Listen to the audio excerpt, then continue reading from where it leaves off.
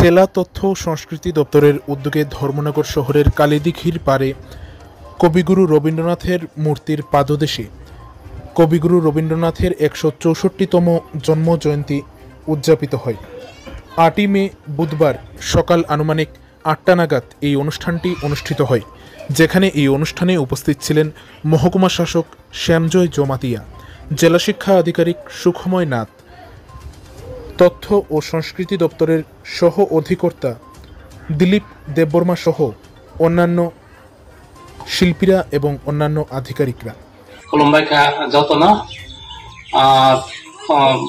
আজ আমাদের সারা ত্রিপুরা ব্যাপী এবং অল ওভার দ্য কান্ট্রি আমাদের বিশিষ্ট সাহিত্যিক, কবি এবং freedom fighter and composer of his song and freedom fighter, and also he has so many things in the field. That is why we are reminding him in all over the country.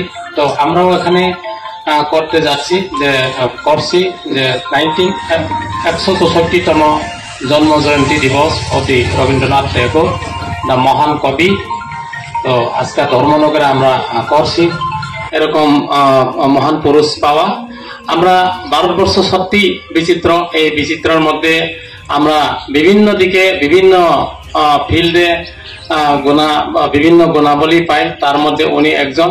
যে ওনার জীবনটা নিয়ে যদি চর্চা করি, আজকে আমরা ওনার স্রষ্টা গান যে রবীন্দ্রসঙ্গীত, এই রবীন্দ্রসঙ্গীত আমাদের মধ্যে আরো আস্তে আস্তে বৃদ্ধি পাচ্ছে এবং আমরা যারা ওনাকে ভালোবাসেন, ওনার গান নিয়ে চর্চা করেন, কেউ কবিতা নিয়ে চর্চা করেন, কেউ সাহিত্য নিয়ে চর্চা করেন, কেউ ওনার যে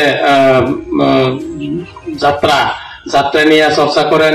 এবং উনি সত্যিকারে অর্থে যে আমরা অমর কইয়া যদি চিন্তা করি, যে উনি ওনার গানের মাধ্যমে এবং বিভিন্ন সাহিত্যের মাধ্যমে এবং কবিতার মাধ্যমে বিভিন্ন গুণাবলীর মাধ্যমে উনি সমাজের কাছে যেভাবে প্রদান করে গেছেন, দিয়ে গেছেন, এবং এই গুলি যদি আমরা চর্চা করি তাহলে প্রকৃত অর্থে উনি অমর।